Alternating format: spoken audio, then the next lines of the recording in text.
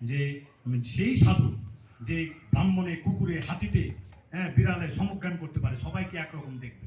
আর যার মধ্যে ক্লাসিফিকেশন আছে যে ভাই এইটা এই, ওইটা হিন্দু, ওইটা মুসলিম, ওইটা বৌদ্ধ, ওইটা খ্রিস্টান, এটা নিম্নস্তরের চিন্তা চেতনা, এটা হয় না। এই জন্য আমরা সবসময় ভেবেছি যে সত্যিকার অর্থে যদি কেউ উন্নত স্তরে যেতে চায় তাহলে এই সমস্ত বিভেদগুলি তাকে পার করে যেতে হবে। দ্বিতীয় কথা হচ্ছে, অনেক সময় আমরা আরেক মুসলিম বন্ধু আছে, হিন্দু বন্ধু আছে, আছেন অনেক সম্প্রদায়ের বন্ধু থাকে।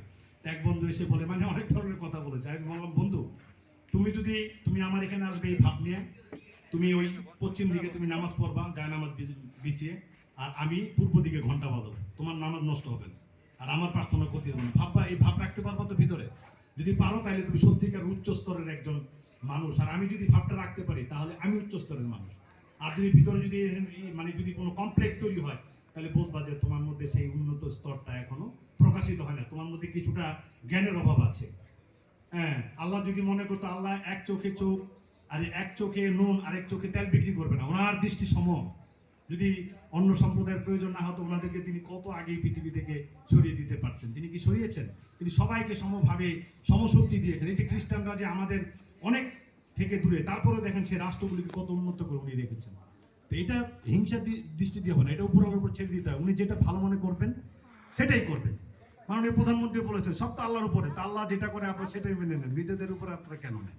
এটা আমাদের ঠিক না। এটা আমরা যদি করি, আমাদের চিন্তা চেতনার মধ্যে কি থাকতে পারে? খাট থাকতে পারে, সেখানে সীমাবদ্ধতা থাকতে পারে, কিন্তু মহান সৃষ্টিকর্তার চিন্তা চেতনায় কোনো খাট নেই। এই জন্যই তিনি সর্বমহান, সর্বশক্তিমান, সর্বশ্রেষ্ঠ কথাগুলো যে আমরা ব্যবহার করি, কেন করি? এই জন্য এবার আসি আমাদের পূজা প্রসঙ্গে। এই বিষয়গুলি থেকে আমরা যদি উত্তরণ ঘটাতে পারি তাহলে আমাদের হৃদয়ের পরিবর্তন হবে, মানসিকতার পরিবর্তন হবে, এবং তার সাথে সাথে তখন আমরা যখন মানুষকে সবাই মানুষ হিসেবে দেখব, তখন আমাদের জাতি ভেদগুলো যার যার মধ্যে থাকবে, হৃদয়ে থাকবে, যার যার উপাসনা, যার যার উৎসব শেষে করবে। আমরা অনেক ঈদের অনুষ্ঠানে বন্ধু বান্ধব একসঙ্গে কত ঘুরেছি, কত জায়গায় গিয়েছি, আবার হিন্দু ইয়েতে অনুষ্ঠানে অনেকে এসেছে। এটা থাকবে, এটা বাংলাদেশে সম্ভব। অন্য দেশের ক্ষেত্রে জানি না, কিন্তু বাংলাদেশে কিছু দুর্বৃত্ত সব দেশেই আছে, সব জায়গায় থাকবে। সেগুলো বাংলাদেশে সেই জিনিসগুলো কিছুটা মানে অনেক দিন যাবত সেগুলো কিন্তু আমরা সেটা লালন করে আসছে। স্বাধীনতা কিন্তু এই চারটা যে মূল স্তম্ভ, ধর্মনিরপেক্ষতা, এই সমস্ত বিষয়গুলো কিন্তু অনেক আগে থেকে আছে, কেউ মানে কেউ মানি না। এই জন্য আমরা সবসময় আমাদের সেই দৃষ্টিকোণটাকে যদি আমরা একটু উন্নত স্তর নিয়ে যেতে পারি, তাহলে আমাদের দৃষ্টিকোণটা যদি একটু উন্নত দিকে হয় তাহলে এই সমস্যা সেই ধরনের আমাদের কোনো ক্ষতি বয়ে আনতে পারবে। তো আমরা আজকে এই যে বিদ্যার দেবী, যে সরস্বতী দেবী, বেদ বেদাঙ্কের দেবী, তিনি এই পূজিত হন। আমাদের হিন্দু সনাতন ধর্মাবলম্বী যারা আছেন তারা আমরা দেবী সরস্বতীকে বিদ্যার দেবী, জ্ঞানের দেবী হিসেবে আমরা তাকে সবসময় জানি। আগে বলেছি যে অন্য ধর্মে যেমন ফেরেশতা আছে, আমাদের যেমন এই দেবী সরস্বতী আমাদের ডিপার্টমেন্টাল ভাগ করা আছে। যেমন লক্ষ্মী দেবী আমাদেরকে কি দিবে? তিনি আমাদের ধন দান করবে। উনি আমাদেরকে কার নির্দেশে দিবে? ওই সৃষ্টি প্রধান যিনি, তার নির্দেশে দিবে। তার বলছে একলা ঈশ্বর কৃষ্ণ আর সব বৃত্ত, যারে জইছে না চায় সে তৈছে করে নিত্য। আল্লাহ যদি ফেরেশতাদের না চায় তারা কি নাচবে না? তো সৃষ্টি যিনি আমাদের প্রধান মহান, যিনি স্রষ্টা, তিনি যাকে যেভাবে নাচাবে তাকে সেভাবে নাচতে হবে। এটা হচ্ছে কথা। কিন্তু আমরা সনাতন ধর্মের লোকরা কিছু জায়গায় একটু ভুল করি, আমরা দেবতাকে ঈশ্বরকে একসাথে মিলিয়ে ফেলি। এটা আমরা করবো না। এটা যারা করবে, এটা করার জন্য কিন্তু মানুষ আমাদেরকে অনেক ক্ষেত্রে ভুল বুঝে, যে আমাদের ধর্ম বুঝে এটা মিশ্রণ। নো, আমাদের যেই শাস্ত্রীয় দৃষ্টিকোণ থেকে কিন্তু দেবতাকে দেবতার সম্মান করতে হবে, ঈশ্বরকে ঈশ্বরের সম্মান দিতে হবে। দুটোকে একসঙ্গে মেশানোর কোনো সুযোগ নেই। তাকে দায়িত্ব দেওয়া হয়েছে, তিনি বিদ্যার দেবী, তাকে বিদ্যার জন্য তিনি আশীর্বাদ করবেন ছাত্রদেরকে, মানুষকে জ্ঞান দিবেন, বিদ্যা দিবেন। সেই বিদ্যা দিয়ে তিনি তার বাস্তবিক জীবনে, জাগতিক জীবনে, পারমার্থিক জীবনে তিনি সেটা প্রয়োগ করে তিনি তার জীবনকে সফল করবেন। এটা হচ্ছে আমাদের শাস্ত্রীয় বিধিবিধান। তো এমনিভাবে আমরা অনেক সময় কি করি, যে আমাদের সব কিছু মিশিয়ে ফেলি, আমরা ধর্মকে কি করি, গুলিয়ে ফেলি। এই গুলিয়ে ফেলার যে বিষয়টা, এর মধ্যে কিন্তু আমরা স্থির থাকতে চাই না। এই জন্য আমরা আমাদের এই বিদ্যার দেবী, যেহেতু আমরা বিদ্যাকে অর্জন করি, বিদ্যা দুই রকমের আছে, একটা হচ্ছে পরাবিদ্যা আর একটা হচ্ছে মানে অপরাবিদ্যা। তো আমরা সবসময় কি পরাবিদ্যাটা কি, যে ঈশ্বরকে আমরা কিভাবে জানতে পারি, যে যার মধ্যে কোনো খাট নেই, একেবারে উচ্চ স্তরের যে বিদ্যা। আরেকটা কি অপরা, কি যেটা জাগতিক, যে আমরা এখানে লেখাপড়া করব, আমরা শিক্ষা লাভ করে আমরা উন্নত স্তরে যাব, বড় চাকরি পাবো, তারপরে কেউ জজ হবে, কেউ ব্যারিস্টার হবে, কেউ ইঞ্জিনিয়ার হবে, বিভিন্ন বিষয়ে তারা পারদর্শী হয়ে তাদের নিজের ব্যক্তিগত জীবনকে সফল করবে এবং সমাজকে আরো সুন্দরতর করবে।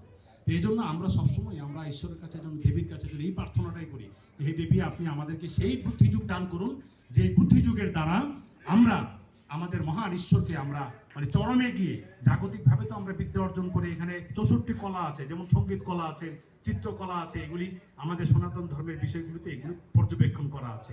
তারপরে অনেক ধরনের কলা আছে, সেই কলার মধ্যে থেকেই আমরা দেবী সরস্বতীর কাছে আমরা প্রার্থনা করব, হে দেবী আপনি আমাদেরকে সেই শক্তি দান করুন, সেই বিদ্যা আপনি দান করুন, যে বিদ্যা আমাদের পরোপকারে আসবে, আমাদের নিজের ব্যক্তিগত জীবনের পাশাপাশি আমরা পরোপকার করতে পারবো, মানুষের সেবায় নিয়োজিত হতে পারবো, এবং চরমে মহান ঈশ্বরের কাছে আমরা ব্যাক টু গডহেড, আমরা ভগবানের কাছে ফিরে যেতে পারবো। সবাই কিন্তু আমরা চাকরি জীবনে দেখবেন, অনেকে সরকারি চাকরি করি, আমরা শেষ বয়সে গিয়ে কি করি, অনেকে আল্লাহর প্রতি ভক্ত হয়, অনেকে ঈশ্বরের প্রতি ভক্তি হয়। কেন কি? সর্বশেষ হচ্ছে যে আমাকে চরমে যেতে হবে, আর চরমে যেতে গেলে ঈশ্বর ছাড়া কোনো গতিও নাই, আল্লাহ ছাড়া কোনো গতিও নাই। এই জন্য আমাদেরকে সবসময় একটা দৃষ্টিকোণ থেকে আমি সবার প্রতি অনুরোধ রাখতে চাই যে দেবতা এবং মহান ঈশ্বরকে একসঙ্গে মিশানোর কোনো সুযোগ নাই, এটা যেন আমরা না করি। এবং যাতে করে সনাতন ধর্মের আমাদের কোনো দৃষ্টিকোণ থেকে যদি কেউ আমাদেরকে ভুল না বুঝে, সেই দৃষ্টিকোণটাকে ঠিক রেখে আমরা সবসময় দেবী সরস্বতীর কাছে, আর এই পূজা মণ্ডপে আমরা এমন কিছু করব না যেটা আমাদের ধর্মীয় শক্তিকে, ধর্মীয় কৃষ্টিকে ছোট করে দেয়। এই জন্য পূজাতে আপনারা দেখবেন অনেক জায়গায় মদ, তারপরে বিভিন্ন ধরনের হইহাল্লা, এগুলি কিন্তু ধর্মের অনুশাসন নয়। কিছু দুষ্ট প্রকৃতির লোক থাকে, ওরা কি করে, সবসময় পূজা পার্বণের আশায় থাকে, এই সময়টা আসলে তারা এই সুযোগটাকে কাজে লাগিয়ে কিছু মানে নিত্য আনন্দ হই হুল্লোড় করে তারা সময় কাটাবে। তো এইটা ধর্মীয় দৃষ্টি, কোনো ধর্মই মানুষকে খারাপ পথে পরিচালিত করে না, মানুষকে সঠিক পথে পরিচালিত করার নির্দেশনাই কিন্তু দেয়। কিন্তু আমরা সেই নির্দেশনা না মেনে যখন আমরা নিজেদের ব্যক্তিগত স্বার্থ হাসিলের জন্য যখন আমরা কার্যক্রম করি, তখনই কিন্তু আমাদের এই খারাপ কাজগুলো প্রকাশিত হয়ে যায়, এবং তখন আমরা একজনের ধর্ম সম্বন্ধে, আরেকজনের কীর্তি কালচার সম্বন্ধে কিন্তু আমরা ভুল ধারণা নিই। এই জন্য আমি সবাইকে অনুরোধ করব যে আমরা দেবী সরস্বতীর প্রার্থনা করব, যেন আমরা দেবীর সম্মান রেখে, আমরা যেহেতু বিদ্যার দেবী, তার সম্মানটুকু যেভাবে রক্ষা হয়, যাতে আমরা তার আশীর্বাদ নিয়ে আমাদের ব্যক্তিগত জীবনে, পারমার্থিক জীবনে, সর্বক্ষেত্রে যেন আমরা সফল হতে পারি, এবং চরমে গিয়ে যেন আমরা ব্যাক টু গডহেড, যেন ভগবানের কাছে আমরা ফিরে যেতে পারি। সেই চিন্তাটুকু যদি আমাদের হৃদয়ে থাকে, তাহলে আমরা অসৎ কর্ম থেকে দূরে থাকবো, নিকৃষ্ট কর্ম থেকে দূরে থাকবো, বিদ্যা নিয়ে থাকবো, নিজের